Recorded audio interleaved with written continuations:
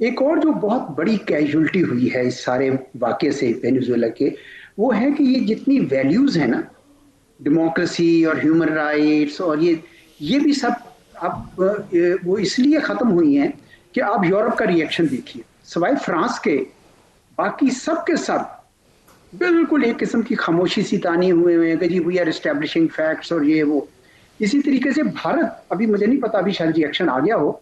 मैंने देखा कि वो भी शायद नहीं रिएक्शन दे रहे। अब इसका क्या मतलब है? इसका मतलब ये है कि रियल पॉलिटिक्स चल रही है इस वक़्त। यानी ये जो वैल्यूज़ जिसकी बुनियाद पर हम पे यानी एक किस्म की हुकूमत करने की कोशिश करता था मगरिब, वो अब नहीं रहा। अब ये दोबारा नियो कॉलोनिज़्म है या इंपीरियलिज़्म कह लें या जो भी, उस किस्म का दौर आ रहा है।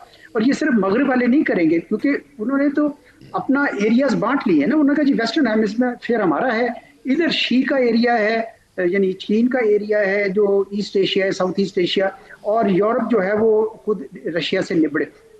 तो ये हमारे लिए काफी मेरे ख्याल में इम्पोर्टेंट है कि अब हम उन चीजों पे ना करें, और इसके लिए रियल पॉलिटिक्स में रहते हुए आपको अलायंसेस बनाने पड़ेंगे। And that's where I agree with you कि आपका जिस तरह सऊदी अरब के साथ है, तुर्की आपका यानी अच्छा जाना माना दोस्त है। चीन के साथ मेरे ख्याल में इस वक्त जरा ज्यादा मेहनत करने की जरूरत है, क्योंकि चूंकि पाकिस्तान के अमेरिका के साथ ताल्लुकात इस वक्त गर्मजोशी की फेज में है, जो बदल भी सकते हैं।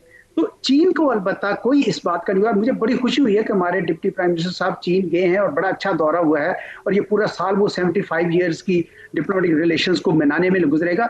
मेरे ख्याल में this is a great thing that we are doing. हमें चीन के साथ पूरी तरह करना चाहिए। अगर इस किस्म का कोई और डिफेंस एग्रीमेंट बनता है लाइक माइंडेड मुल्क के साथ, तो वो करना चाहिए। ईरान में अगर कोई गड़बड़ करते हैं ये तो मेरे ख्याल में वो उसकी बड़ी इम्प्लीकेशंस होंगी, पूरे खित्ते के लिए भी होगी, और हमसाए होने के अलावा हम पे ही होंगे।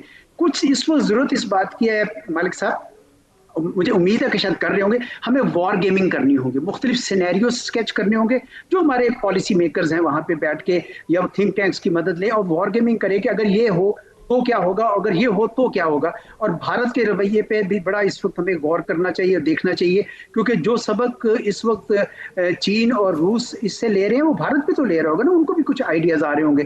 तो इसलिए वॉर गेमिंग जो है इस वक्त हमें ये सारे सिनेरियोज के मुतालिक करनी चाहिए, ताकि हमारी तैयारी जो है ना मुकम्मल हो। बिल्कुल।